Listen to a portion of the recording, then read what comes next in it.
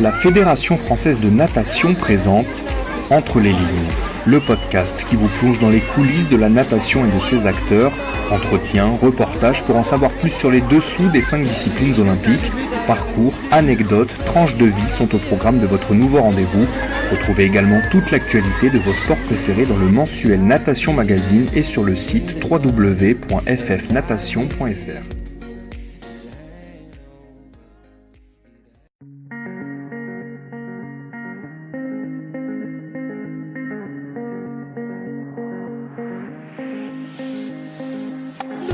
Pour ce 4e épisode, Entre les lignes accueille une écrivaine. À 46 ans, Valentine Gobi a déjà écrit plus d'une dizaine de romans pour les grands et une douzaine pour les plus jeunes. Elle a accepté de s'entretenir avec la rédaction de Natation Magazine, chez elle, à Agnières-sur-Seine, pour parler de son roman intitulé Muren. L'histoire de ce livre raconte le parcours de François, un jeune homme amputé de ses 2 bras et qui trouve refuge dans l'eau. Bonne écoute. Merci Valentine déjà de nous accueillir chez vous. Avec plaisir. Merci. Donc Valentine Gobi, vous êtes écrivaine, vous avez écrit beaucoup de romans pour les adultes et pour les plus petits, aussi pour les plus jeunes. Donc Muren, est-ce que vous pouvez nous expliquer succinctement de quoi ça parle ? Alors, Muren, c'est l'histoire d'un jeune homme qui, dans les années 50, subit un accident terrible, un arc électrique qui va le brûler de l'intérieur, mais de l'extérieur aussi. Il a 22 ans et c'est un personnage magnifique. Il a un corps qui fonctionne merveilleusement, il travaille sur des chantiers et donc les conséquences de cet accident sont qu'il va être amputé de ses 2 bras. Évidemment, sa vie est absolument impossible à reconstruire sans prendre en compte cette nouvelle donnée. Donc c'est l'histoire d'un jeune homme qui, par son imagination, par les autres, par le désir de vie qu'ils vont lui insuffler, va retrouver la force de se tenir debout et se réinventer complètement. Donc on peut dire que c'est l'histoire d'une métamorphose en quelque sorte. D'accord. Vous avez dit que vous vouliez faire de ce livre un livre lumineux. Est-ce que vous pensiez dès le début que François, du coup il s'appelle François, le personnage principal, oui. Est-ce que pour vous, François allait déjà subir un dénouement heureux et arriver à apprivoiser l'eau, l'élément aquatique ? Pour vous, à l'origine, vous vouliez que le personnage réussisse son pari ? Oui, c'était important pour moi. D'abord, c'est toujours comme ça que j'écris. Je travaille sur des vies qui rencontrent des obstacles souvent énormes, mais qui, grâce aux autres et à des ressources intérieures insoupçonnées, parviennent justement, non pas à les contourner, mais à les intégrer dans leur existence pour en faire un atout.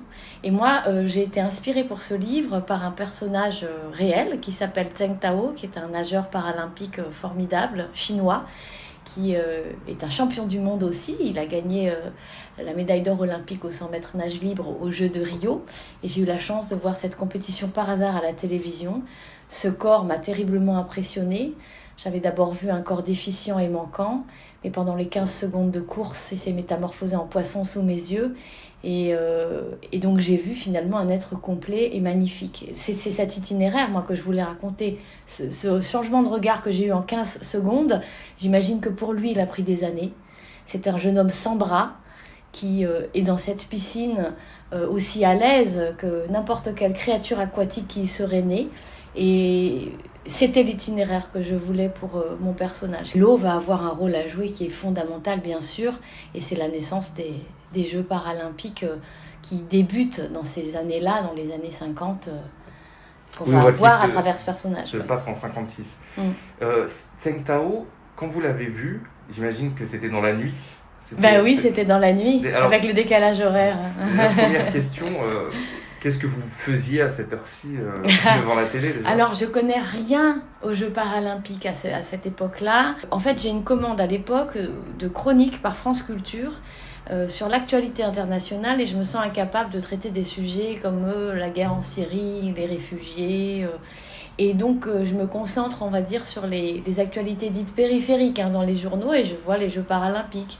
Comme je ne connais pas, je me dis, parce que ça se travaille la nuit, une chronique pour une matinale, je me dis que je vais allumer la télévision et c'est comme ça que je tombe sur cette piscine, sur ce bassin avec cet homme dans l'eau, le seul à démarrer sa course dans l'eau, avec ses pieds appuyés au carreau et la Parce serviette. En fonction du handicap, ils ont la possibilité, il y a une certaine souplesse dans le démarrage. Si C'est on n'a ça. pas de bras, on peut pas. Voilà, et lui, c'est celui qui est dans l'eau et qui tient une serviette dans sa bouche pour rester en équilibre. Donc c'est très impressionnant physiquement. Et cette chronique que je vais donc écrire autour de cet homme devenu poisson sous mes yeux s'appelle déjà Murène pour le lendemain.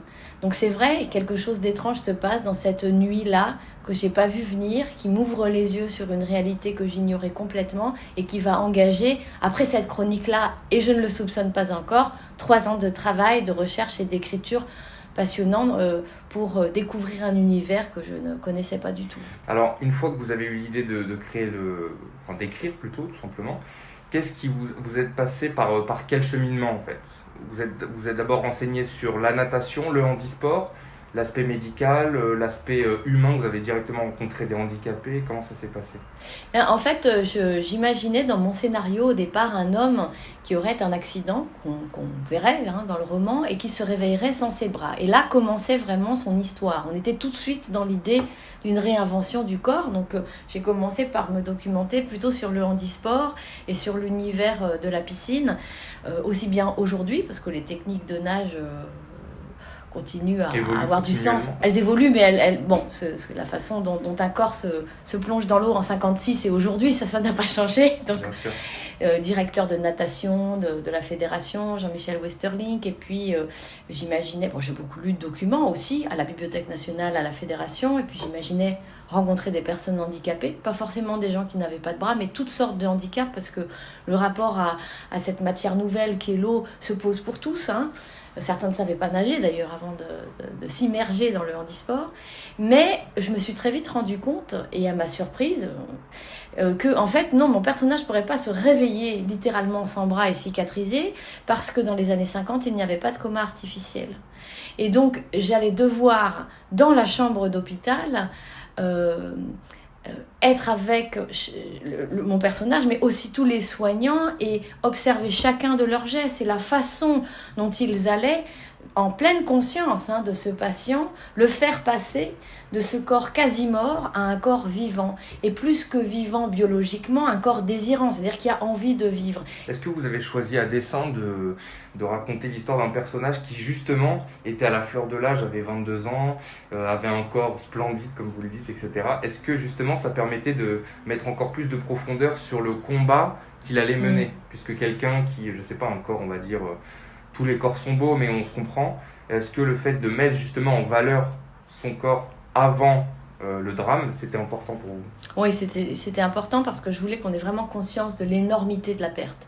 Un corps qui vieillit, par exemple, il est déjà progressivement en situation de handicap. Un corps jeune et en pleine santé, c'est la plus belle création du vivant. Il y a quelque chose d'un deuil impossible quand la jeunesse est frappée par le malheur, par l'accident, par la mort, bien sûr. Mais il y a aussi cette immense possibilité d'envisager un avenir. Et ça, c'était essentiel. François, il est tenté de mourir plein de fois parce qu'il n'a pas choisi de rester vivant. Ce qu'on lui propose comme corps lui paraît complètement étranger. Ce serait un très long travail d'épouser cette silhouette qu'il n'a pas choisie. Mais il a devant lui le temps. Ça peut être une punition, ça peut être un atout. Et ça, je voulais aussi le lui offrir. Et peut-être donc il est beau, il est jeune et il a du temps. L'apprentissage de la nage, c'est quelque chose d'assez récent et ça se développe justement dans l'après-guerre. Par contre, l'eau, ça c'est aussi toute la symbolique de la matrice. L'eau, c'est le lieu même qui conditionne la vie. Et puis, elle a cette forme malléable qui épouse toutes les autres formes. Évidemment, la vision de Zheng Tao dans l'eau, quand j'ai allumé la télévision, m'a tout de suite conditionnée après pour réfléchir à cette façon dont le corps peut épouser l'eau et l'eau épouser le corps. Peut-être que si j'avais allumé la télévision sur une course sur un stade avec un type amputé des jambes avec une lame, c'est peut-être ça en fait qui m'aurait intriguée. Mais je crois que la symbolique de l'eau est quand même suffisamment forte pour questionner aussi profondément notre rapport aux éléments et embrasser aussi quelque chose de plus vaste qui est notre sentiment de la nature. C'est-à-dire que l'eau accepte le corps de François et François va devoir patiemment aussi s'adapter à ce nouvel univers, mais c'est aussi un élément de la nature qu'on va retrouver dans le livre quand il va trouver refuge dans la montagne. On est là dans un univers dans lequel il n'y a pas de jugement, dans lequel on est accepté tel qu'on est par les arbres, par les plantes, par les pierres et par l'eau, et par les lacs et par les rivières, avec une notion tout à fait différente de ce que c'est que la beauté ou la laideur, avec une place, j'ai envie de dire, qui est plus facile à trouver immédiatement. Donc l'eau, ça fait aussi partie d'un univers plus vaste. La piscine, c'est un sas qui l'emmène aussi vers une autre sociabilité, vers l'idée qu'il peut retrouver du lien avec autrui, qui va lui donner la force de réfléchir à un travail, par exemple, à de l'engagement aussi, de l'engagement collectif avec les autres. C'est pour ça que la guerre d'Algérie arrive aussi dans le livre, comme un moyen pour lui de se rattacher à d'autres problématiques que la sienne. D'accord. Et ça, c'est vraiment important. Peut-être que dans l'eau aussi, le fait d'être immergé dans l'eau, par exemple, on n'entend plus personne, on voit plus personne, et que du coup, ça lui permet justement de ne pas trop se sentir...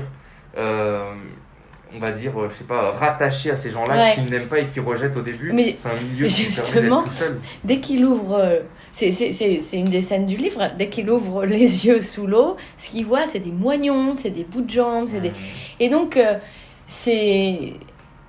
non, c'est difficile aussi, c'est-à-dire qu'il n'y a pas d'angélisme là-dedans. Être avec des gens qui nous ressemblent, c'est pas forcément simplement un plaisir. Quand on ne s'aime pas soi-même, être avec des gens qui nous ressemblent, c'est devoir apprivoiser une image de soi.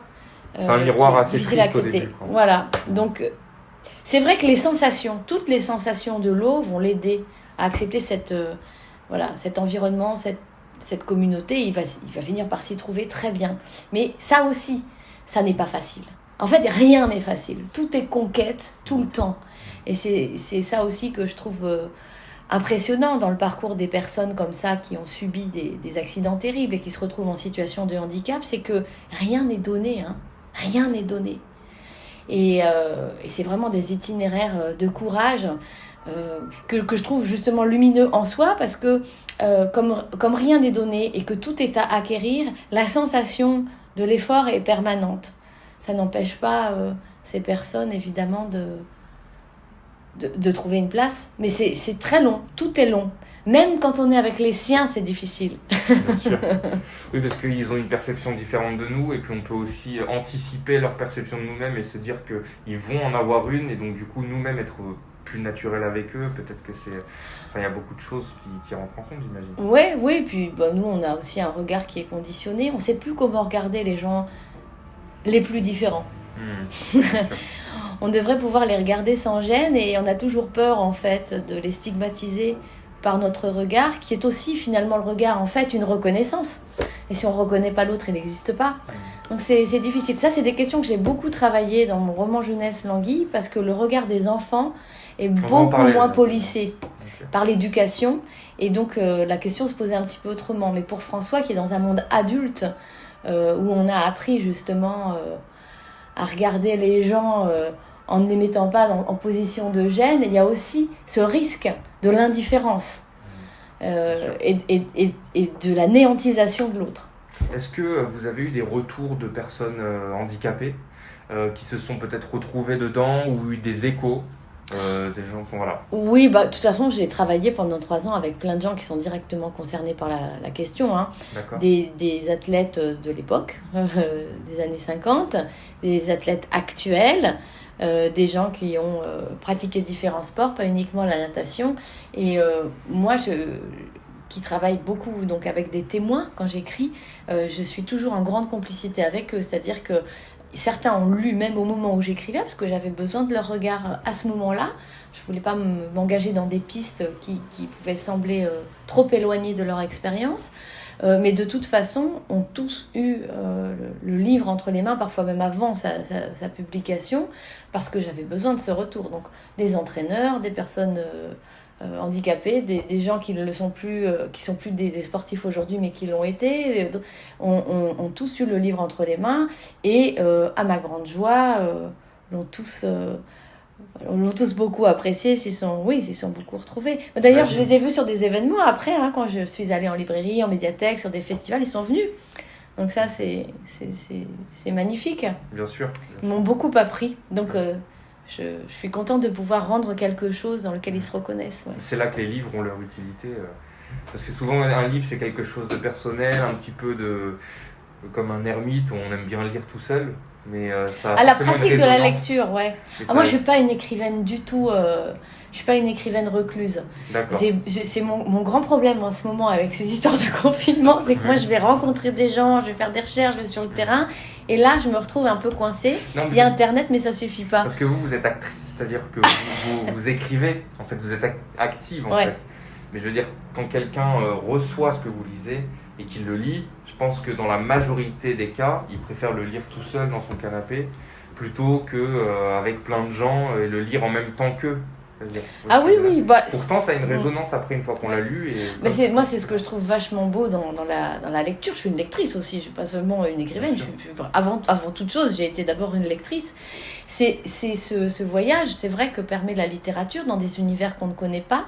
Et cette petite magie, ce petit miracle qui fait que c'est pas l'histoire de l'auteur, c'est pas non plus l'histoire du lecteur. Et pourtant, ça devient la nôtre dans ce terrain de la fiction. Parce que des personnages vont incarner des histoires dans lesquelles on peut reconnaître nos corps, nos propres questionnements.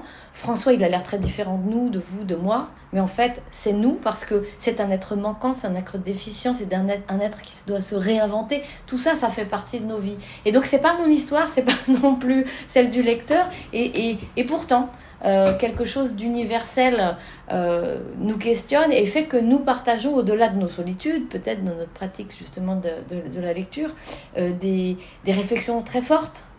Et c'est vrai de l'art en général d'ailleurs, je pense. Vous avez fait de la natation, il me semble que j'ai vu. Alors, apparemment, vous aviez été repéré. Je suis pas une grande nageuse. Vous aviez été repéré, apparemment. Quand j'étais petite, oui. Voilà, un petit peu. Peut-être que vous auriez été comme Laure avec Philippe, on ne sait jamais. Je sais pas. Non, mais mes parents, en fait, ça leur faisait un petit peu peur, l'idée de la compétition, qu'à 6 ans, je me retrouve sous l'eau tout le temps, dans l'eau chlorée. Donc, ils ont pensé que c'était peut-être pas une bonne idée. Voilà. Mais je ne saurais jamais. C'est ce qui est beau aussi, d'une certaine manière. Oui, la vie est pleine de hasard aussi. Peut-être que j'aurais pas été très douée. C'est pas grave. En tout cas, est-ce que vous preniez du plaisir, vous, dans l'eau ? Oh oui, quand j'étais enfant, je pense que j'en prenais beaucoup. Je faisais partie de cette population qui a la chance de vivre au soleil. Donc l'eau, c'était un élément. Moi, je suis de Châteauneuf-de-Grasse. C'est près de Grasse, dans le sud de la France. C'est la capitale des parfums. D'accord. Là où il y a 300 jours de soleil par an. Où il fait assez chaud, trop chaud probablement. Vous habitez pas loin de la rue de la Parfumerie. Oui, mais ça, oui, maintenant, oui, mais c'est au nord de la Seine. Donc, nous, on était souvent tout nus sous les jets d'eau, dans le jardin. Plus tard, on a eu une piscine. Merci Valentine, en tout cas. Avec plaisir. C'était très agréable, une discussion au fil de l'eau. En tout cas, moi, j'ai fait beaucoup de plaisir. Au fil de l'eau. Au fil de l'eau. J'écris pas de roman, mais on essaye un petit peu de...